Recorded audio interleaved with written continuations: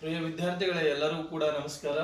ಇಂದಿನ ವಿಡಿಯೋ ಯಾವುದಪ್ಪ ಅಂತಂದ್ರೆ ವಾಣಿಜ್ಯ ಬ್ಯಾಂಕ್ಗಳು ನಿರ್ವಹಿಸುವ ಪ್ರಮುಖ ಕಾರ್ಯಗಳು. ವಾಣಿಜ್ಯ ಬ್ಯಾಂಕ್ಗಳು ಅಂತಂದ್ರೆ ಏನು, ವಾಣಿಜ್ಯ ಬ್ಯಾಂಕ್ನ ಪ್ರಮುಖ ಕಾರ್ಯಗಳು ಯಾವುವು ಅಂತೇಳಿ ವಿವರಿಸಿ ಅಂತೇಳಿ ಎಕ್ಸಾಮ್ಗೆ ಕೇಳುವಂತಹ ಸಂಭವನೀಯ ಪ್ರಶ್ನೆ ಇದಾಗಿರುತ್ತದೆ. ಈಗ ವಾಣಿಜ್ಯ ಬ್ಯಾಂಕ್ ಅಂದ್ರೆ ಏನು, ಮತ್ತೆ ವಾಣಿಜ್ಯ ಬ್ಯಾಂಕ್ನಲ್ಲಿ ಪ್ರಮುಖವಾಗಿ ಎರಡು ಪ್ರಕಾರಗಳು ಬರ್ತಾವ. ಠೇವಣಿಗಳನ್ನು ಸ್ವೀಕರಿಸುವುದು, ಸಾಲಗಳನ್ನು ನೀಡುವುದು. ಈ ಠೇವಣಿಗಳನ್ನು ಸ್ವೀಕರಿಸುವುದರಲ್ಲಿ ಪ್ರಮುಖವಾಗಿ ಮತ್ತೆ 4 ಖಾತೆಗಳು ಬರ್ತವ. ಉಳಿತಾಯ ಖಾತೆ, ಚಾಲ್ತಿ ಖಾತೆ, ಅವಧಿ ಖಾತೆ ಮತ್ತು ಆವರ್ತ ಖಾತೆ. ಇವು ಠೇವಣಿಗಳನ್ನು ಸ್ವೀಕರಿಸುವುದು. ಇನ್ನು ಸಾಲಗಳನ್ನು ನೀಡುವುದರಲ್ಲಿ ಪ್ರಮುಖವಾಗಿ ಅಲ್ಪಾವಧಿ ಸಾಲಗಳು, ದೀರ್ಘಾವಧಿ ಸಾಲಗಳು ಮತ್ತು ಮುಂಗಡಗಳು ಅಂತೇಳಿ ಬರ್ತವೆ. ಹಂಗಂದ್ರೆ ಠೇವಣಿಗಳನ್ನು ಸ್ವೀಕರಿಸುವುದಂದ್ರೆ ಏನು, ಇವುಗಳ ಡೆಫಿನಿಷನ್ ಎಲ್ಲ ತಿಳ್ಕೋಬೇಕಾಗ್ತದೆ. ಮೊದಲನೇದಾಗಿ ನಾವು ವಾಣಿಜ್ಯ ಬ್ಯಾಂಕು ಅಂದ್ರೆ ಏನು ಅಂತೇಳಿ ತಿಳಿಬೇಕು.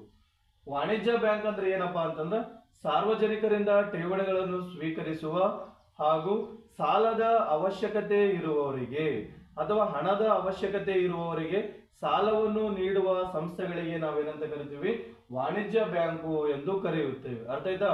ಸಾರ್ವಜನಿಕರಿಂದ ಠೇವಣಿಗಳನ್ನು ಸ್ವೀಕರಿಸುವ ಮತ್ತು ಹಣದ ಅವಶ್ಯಕತೆ ಇರುವವರಿಗೆ ಸಾಲವನ್ನು ಒದಗಿಸುವ ಸಂಸ್ಥೆಗಳನ್ನೇ ನಾವು ವಾಣಿಜ್ಯ ಬ್ಯಾಂಕುಗಳು ಅಂತೇಳಿ ಕರಿತೀವಿ. ಇನ್ನು ವಾಣಿಜ್ಯ ಬ್ಯಾಂಕ್ನ ಕಾರ್ಯಗಳಲ್ಲಿ ಒಂದನೇದು ಯಾವುದಂದ್ರ ಠೇವಣಿಗಳನ್ನು ಸ್ವೀಕರಿಸುವುದು. ಠೇವಣಿಗಳನ್ನು ಸ್ವೀಕರಿಸುವುದು ವಾಣಿಜ್ಯ ಬ್ಯಾಂಕ್ನ ಪ್ರಥಮ ಒಂದು ಕಾರ್ಯವಾಗಿರುತ್ತದೆ. ಯಾವ ರೀತಿಯಾಗಿ ಠೇವಣಿಗಳನ್ನು ಸ್ವೀಕರಿಸ್ತದಪ್ಪ ಅಂದ್ರ, ಯಾವ ಜನರ ಬಳಿ ಅಗತ್ಯಕ್ಕಿಂತ ಹೆಚ್ಚಿನ ಹಣವಿರುತ್ತದೆಯೋ ಅವರಿಂದ ವಾಣಿಜ್ಯ ಬ್ಯಾಂಕ್ಗಳು ಹಣವನ್ನು ಠೇವಣಿಗಳ ರೂಪದಲ್ಲಿ ಏನ್ ಮಾಡ್ತದ, ಸ್ವೀಕರಿಸುತ್ತದೆ ಅಂತೇಳಿ ಬರೆಯುವುದು. ಇನ್ನು ನೆಕ್ಸ್ಟ್ ಉಳಿತಾಯ ಖಾತೆ. ಇದರಲ್ಲಿ ಬರ್ತಕ್ಕಂಥ ಠೇವಣಿಗಳನ್ನು ಸ್ವೀಕರಿಸುವುದರಲ್ಲಿ ಬರ್ತಕ್ಕಂಥ 4 ಪ್ರಮುಖ ಖಾತೆಗಳು ಅಂತೇಳಿ ಕರಿತೀವಿ. ಉಳಿತಾಯ ಖಾತೆ, ಚಾಲ್ತಿ ಖಾತೆ, ಅವಧಿ ಖಾತೆ ಮತ್ತು ಆವರ್ತ ಖಾತೆ. ಅವು ಒಂದೊಂದಾಗಿ ಡೆಫಿನಿಷನ್ ನೋಡೋಣ. ಇನ್ನು ಉಳಿತಾಯ ಖಾತೆ ಅಂತಂದ್ರೆ ಏನಂತೇಳಿ ನಾವು ಡೆಫಿನಿಷನ್ ನೋಡ್ಬೇಕಾಗ್ತದ. ಉಳಿತಾಯ ಖಾತೆ ಅಂತಂದ್ರೆ ಏನಪ್ಪಾ ಅಂತಂದ್ರ ಸಾಮಾನ್ಯವಾಗಿ ಕಡಿಮೆ ವರಮಾನವನ್ನು ಹೊಂದಿರುವ ಜನರು ಮತ್ತು ಶಿಕ್ಷಣ ಸಂಸ್ಥೆಗಳು ಉಳಿತಾಯ ಖಾತೆಯನ್ನು ಹೊಂದಿರುತ್ತವೆ. ಈ ಉಳಿತಾಯ ಖಾತೆಯು ಏನ್ ಮಾಡ್ತದ, ಅಲ್ಪ ಪ್ರಮಾಣದ ಬಡ್ಡಿಯನ್ನು ಒದಗಿಸುವ ಖಾತೆಯಾಗಿರುತ್ತದೆ.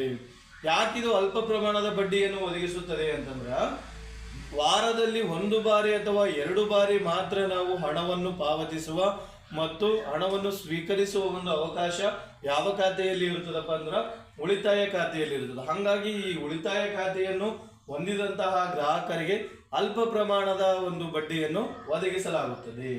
ಇನ್ನು ಎರಡನೇದು ಯಾವ್ದಪ್ಪ ಅಂತಂದ್ರ ಚಾಲ್ತಿ ಖಾತೆ.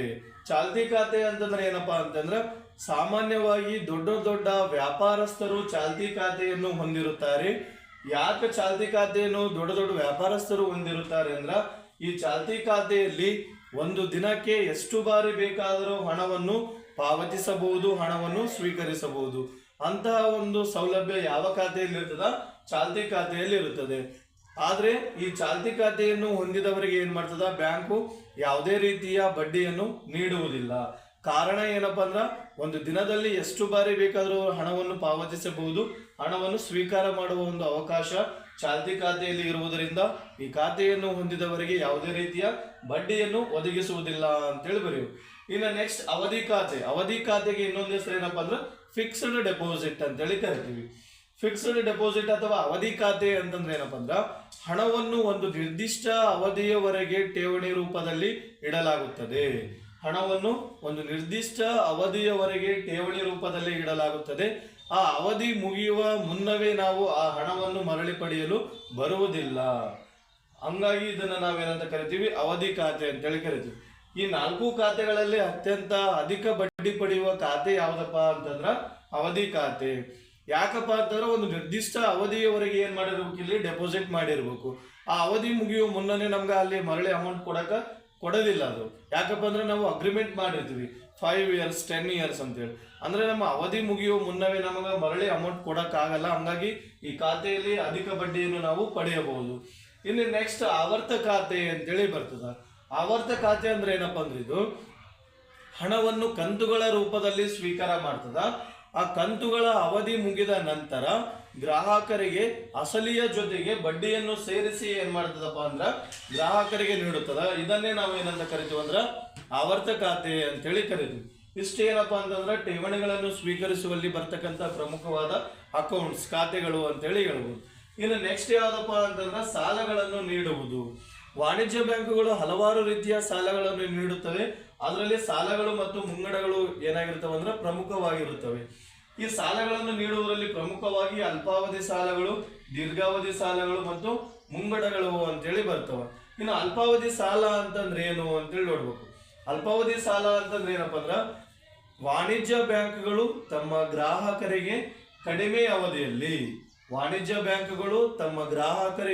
ಕಡಿಮೆ ಅವಧಿಯಲ್ಲಿ ಒದಗಿಸುವ ಹಣಕಾಸಿನ ಸಾಲವನ್ನು ನಾವು ಅಲ್ಪಾವಧಿ ಸಾಲಗಳು ಅಂತೇಳಿ ಕರಿತೀವಿ. ಅರ್ಥಾಯ್ತಾ? ವಾಣಿಜ್ಯ ಬ್ಯಾಂಕುಗಳು ತಮ್ಮ ಗ್ರಾಹಕರಿಗೆ ಕಡಿಮೆ ಅವಧಿಯಲ್ಲಿ ಒದಗಿಸುವ ಹಣಕಾಸಿನ ಸಾಲವನ್ನು ಅಲ್ಪಾವಧಿ ಸಾಲಗಳು ಎಂದು ಕರೆಯುತ್ತೇವೆ. ಇನ್ನು ದೀರ್ಘಾವಧಿ ಸಾಲಗಳು ಅಂತಂದ್ರೆ ಏನು? ಸೇಮ್ ಅಲ್ಲಿ ಅಲ್ಪಾವಧಿಯಲ್ಲಿ ಸಾಲ ಒದಗಿಸುತ್ತದೆ, ಇಲ್ಲಿ ದೀರ್ಘಾವಧಿಯಲ್ಲಿ ಸಾಲ ಒದಗಿಸುತ್ತದೆ. ವಾಣಿಜ್ಯ ಬ್ಯಾಂಕುಗಳು ತಮ್ಮ ಗ್ರಾಹಕರಿಗೆ ದೀರ್ಘಾವಧಿಯಲ್ಲಿ ಒದಗಿಸುವ ಹಣಕಾಸಿನ ಸಾಲವನ್ನು ದೀರ್ಘಾವಧಿ ಸಾಲಗಳು ಎಂದು ಕರೆಯುತ್ತೇವೆ. ಅರ್ಥ ಆಯ್ತಾ? ವಾಣಿಜ್ಯ ಬ್ಯಾಂಕುಗಳು ತಮ್ಮ ಗ್ರಾಹಕರಿಗೆ ದೀರ್ಘಾವಧಿಯಲ್ಲಿ ಒದಗಿಸುವ ಹಣಕಾಸಿನ ಸಾಲವನ್ನು ದೀರ್ಘಾವಧಿ ಸಾಲಗಳು ಎಂದು ಕರೆಯುತ್ತೇವೆ. ಇನ್ನು ನೆಕ್ಸ್ಟ್ ಮುಂಗಡಗಳು ಅಂತಂದ್ರೆ ಏನಂದ್ರ ಬ್ಯಾಂಕುಗಳು ಏನ್ ಮಾಡಿರ್ತವ, ಗ್ರಾಹಕರಿಗೆ ಸಾಲವನ್ನು ಒದಗಿಸುತ್ತವೆ. ಎಂತ ಸಾಲದು? ಅಲ್ಪಾವಧಿ, ಅತ್ಯಂತ ಅಲ್ಪಾವಧಿ ಸಾಲ. ಅಂದ್ರೆ 1 ವೀಕ್ ಅಥವಾ 2 ಡೇಸ್ 3 ಡೇಸ್ ಬಿಫೋರ್ ನಾವೇನ್ ಮಾಡ್ಬೇಕು, ಮರಳಿ ಅಮೌಂಟ್ ಅನ್ನು ಏನ್ ಮಾಡ್ಬೇಕು, ಕಟ್ಟಬೇಕಾಗಿರುತ್ತೆ. ಇದ್ರ ಡೆಫಿನಿಷನ್ ಏನಪ್ಪಾ ಅಂತಂದ್ರ ಬ್ಯಾಂಕುಗಳು ಒದಗಿಸಿರುವ ಸಾಲಕ್ಕೆ ಪ್ರತಿಯಾಗಿ ಅತ್ಯಂತ ಕಡಿಮೆ ಅವಧಿಯಲ್ಲಿ ಪಾವತಿಸಬೇಕಾಗಿರುವ ಒಂದು ಹಣವನ್ನೇ ನಾವೇನಂತ ಕರಿತೀವಿ ಅಂದ್ರ ಮುಂಗಡಗಳು ಎಂದು ಕರೆಯುತ್ತೇವೆ. ಇಷ್ಟು ಏನಪ್ಪಾ ಅಂತಂದ್ರ ವಾಣಿಜ್ಯ ಬ್ಯಾಂಕು ನಿರ್ವಹಿಸುವಂತಹ ಪ್ರಮುಖ ಕಾರ್ಯಗಳು. ಇದು ಎಕ್ಸಾಮಿಗೆ ಬರುವಂತಹ ಬಹಳಷ್ಟು ಸಂಭವನೀಯತೆ ಇದೆ. ಹಂಗಾಗಿ ದಯವಿಟ್ಟು ಎಲ್ಲಾ ವಿದ್ಯಾರ್ಥಿಗಳು ಈ ವಿಡಿಯೋವನ್ನು ತಪ್ಪದೇ ನೋಡಿ, ಮತ್ತೆ ನಿಮ್ಮ ಸ್ನೇಹಿತರಿಗೂ ಕೂಡ ಶೇರ್ ಮಾಡಿ ಅಂತ ಹೇಳ್ತಾ ಇಲ್ಲಿಗೆ ಈ ವಿಡಿಯೋ ಮುಗಿಸ್ತೇನೆ. ಧನ್ಯವಾದಗಳು.